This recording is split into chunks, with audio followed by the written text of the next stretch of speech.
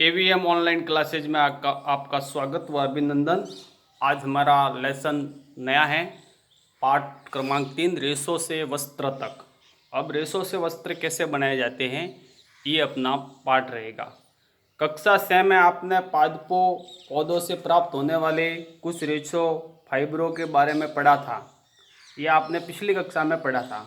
आपने ये भी पढ़ा था कि ऊन और रेशम के रेशे जंतुओं से प्राप्त होते हैं। आपने ये यहाँ तक पढ़ा था कि ऊन है और रेशम के जो रेशे होते हैं वह जंतुओं से प्राप्त होते हैं। जंतुओं से प्राप्त किए जाने वाले रेशों को जांतव रेशा कहते हैं। देखो यहाँ लिखा हुआ भी मैंने, जंतुओं से जो रेशे प्राप्त किए जाते हैं उनको हम जांतव रेशा कहते हैं। जांतव रेशे कहते हैं। ये किनसे प्राप्त होते हैं? जंतुओं से प्राप्त होते हैं। जंतुओं से जो प्राप्त होंगे उनको हम जांतव रेशे कहेंगे या कहते हैं। ऊन के रेशे फाइबर भेड़ अथवा याक के बालों से प्राप्त किए जाते हैं। ऊन के जो रेशे होते हैं वो भेड़ याक के बालों से प्राप्त किए जाते हैं।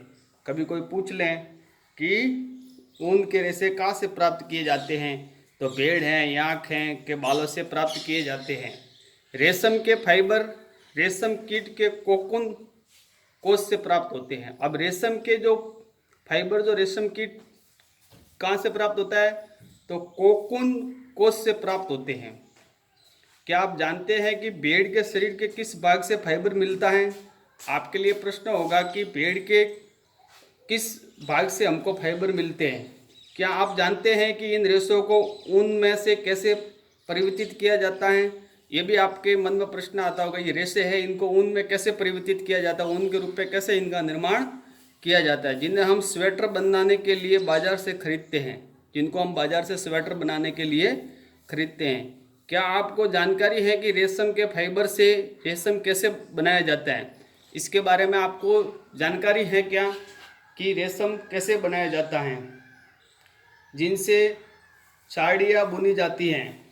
इस अध्याय में हम ऐसे कुछ प्रश्नों के उत्तर जानने का प्रयास करेंगे।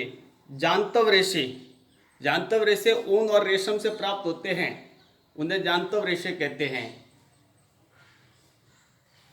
ऊन होती है भेड़ बकरी याक और कुछ अन्य जंतुओं से ऊन प्राप्त की जाती है। जैसे भेड़ बकरी और याक और कुछ अन्य और जंतु होते हैं जिनसे हम ऊन प्राप्त करते हैं। ऊन प्रदान करने वाले इन जंतुओं के शरीर बालों से ढके हुए होते हैं। इन सबके शरीर किससे ढके हुए होते हैं? बालों से।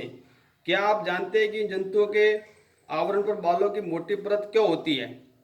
इनके शरीर के ऊपर इतने मोटे बाल और इतनी परत क्यों होती है? बालों के बीच अधिक मात्रा में वायु आसानी से भर जाती है। इनके बाल के होते हैं, इनके बीच में वायु बड़ी मात्रा में आसानी से भर जाती है। वायु ऊष्मा की कुछ चालक होती है। वायु होती है ना, वो ऊष्मा की कुछ चालक होती है, चालक नहीं होती। इनके बालों के बीच में भरी हुई रहती है और मोटी परत होती है इनके शरीर के ऊपर बालों की। तो ऊष्मा क्या होती है? इनकी कुछ चालक होती है, कुछ चालक होती है। जैसा कि आप अध्याय 4 में पढ़ेंगे, अतः बाल इन जंतुओं को गर्म रखते हैं और इन पर रायतदार रेशों से प्राप्त की जाती है, जिससे इनका शरीर क्या रहता है? गर्म रहता है। आप एक क्रियाकलाप द्वारा भी जानेंगे। अपने शरीर में 2 प्रकार के बाल होते हैं। एक तो दाढ़ी के रुख वाले बाल, अपनी दाढ़ी के ऊपर जब हम ऐसे करेंगे तो ये रुखे बाल होते हैं। और त्वचा के निकट वाले बाल, ये त्वचा के निकट वाले बाल है जो मुलायम होते हैं, तंदूर रूपी मुलायम बाल होते हैं, जो कृत्रिम ऊन भी कहते हैं। और इसको क्या कहेंगे? वर्णनात्मक। ये यहाँ तक कृत्रिम ऊन भी इसको कह सकते हैं। ऐसी मुलायम वाली को कृत्रिम ऊन कहेंगे। तो ये कृत्रिम ऊन होती है।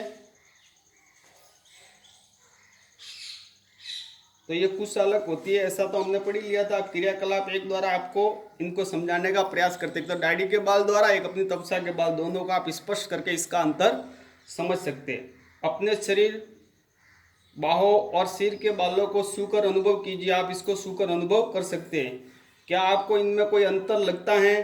कौन से बाल मोटे और रूखे प्रतीक होते हैं तथा कौन से मुलायम? तो आप दाढ़ी के बाल होंगे वो रूखे रूखे होंगे, जबकि त्वचा के पास वाले बाल है वो मुलायम होंगे, और थोड़े ऊपर वाले बाल अपने जैसे सिर के बाल है वो भी थोड़े रुके होंगे।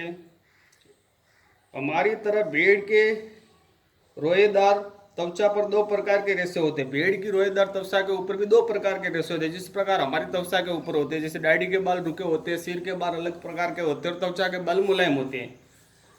दाढ़ी के रुके बाल त्वचा के निकट अवस्थित तंदू रूपी मुलायम बाल, तंदू रूपी बाल ऊन कीर्तन ऊन बनाने के लिए रेशे प्रदान करते हैं।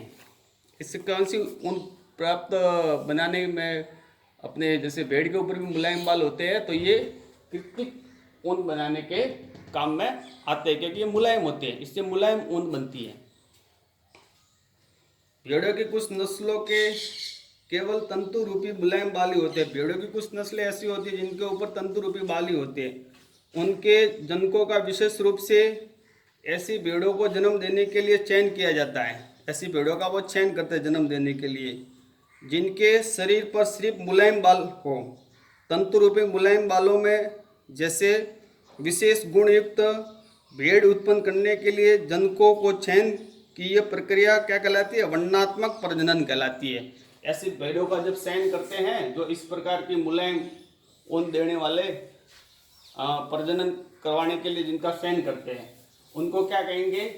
यह लिखा है, वर्णनात्मक प्रजनन कहलाती हैं। ऐसी भेड़ों का चयन करेंगे। ऊन प्रदान करने वाले जंतु, तो हमको ये थोड़ी जानकारी आएगी कि ऊन प्रदान करने वाले जंतु कौन है। जैसे भेड़ है, बकरी है, याक है, ऊँट है, बहुत सारे हैं। ऐसे कैसे विदेशों में अलग अलग प्रकार की प्रजातियां पाई जाती है जो ऊन हमको प्रदान करती हैं। हमारे देश के विभिन्न भागों में भेड़ों की अनेक नस्लें पाई जाती हैं। यद्यपि भेड़ों की ऊन ही ऊन का एक मात्र स्रोत नहीं है। जैसे हमको भेड़ों से ही ऊन प्राप्त नहीं होती, ये एकमात्र स्रोत नहीं है। फिर भी बाजार में सामान्य रूप से उपलब्ध ऊन भेड़ की ऊन ही होती है, क्योंकि बाजार में जो सामान्य रूप से हम ऊन खरीदते हैं वो भेड़ की ऊन ही होती है। याक की ऊन ही होती है। यहाँ की ऊन तिब्बत और लद्दाख में प्रचलित है। याक की ऊन भी आती है यहाँ। ये अपने देश तिब्बत और लद्दाख, तिब्बत एक अलग देश है, तिब्बत और लद्दाख, यहाँ पर ये याक की ऊन प्रचलित है। इस प्रकार हमारे यहाँ पर बहुत सारी भेड़ की ऊन ही बाजार में उपलब्ध है। उसी प्रकार से बकरी के बालों से भी ऊन प्राप्त की जाती है। अंगोरा ऊन को अंगोरा नस्ल भी बकरियों से प्राप्त किया जाता है। जैसे अंगोरा ऊन को अंगोरा नस्ल की बकरियां होती है, उससे प्राप्त किया जाता है। ये हमारे जम्मू और कश्मीर की पहाड़ी क्षेत्रों में पाई जाती है। ये अंगोरा नस्ल की जो बकरियां होती है, ये कश्मीर अपना राज्य है भारत का, जिसके पहाड़ी क्षेत्रों में ये पाई जाती है अंगोरा नस्ल की बकरियां। और उनसे जो ऊन प्राप्त की जाती है उनको अंगोरा ऊन कहा जाता है। कश्मीरी बकरी की त्वचा के निकट मुलायम बाल फर होते हैं। जिसके त्वचा के निकट क्या होता है? मुलायम बाल होते हैं, जिसको फर कहते हैं। इनसे बेहतरीन सालें बनाई जाती हैं जिन्हें पश्मीना चालें कहते हैं। इनसे बेहतरीन मुलायम सालें बनाई जाती है जिनको हम क्या कहेंगे? चालें बनाई जाती है जिसको हम पश्मीना चालें कहते हैं। ये किससे बनती है? अंगोरा नस्ल की बकरी की ऊन से ही ये बनती हैं। ये ध्यान रखना। कहाँ पाई जाती है? कश्मीर में पाई जाती है। ऊँट के शरीर के बालों का उपयोग भी ऊन के रूप में किया जाता है। जैसे ऊँट होता है, उसके शरीर के बालों का उपयोग भी ऊन के रूप में किया जाता है। दक्षिण अमेरिका में पाए जाने वाले लामा और एल्पेका, दक्षिण अफ्रीका में भी पाए जाने वाला लामा और एल्पेका, इन दो जंतुओं से भी ऊन प्राप्त की जाती है, लेकिन ये प्रजाति दक्षिण अमेरिका में पाई जाती हैं।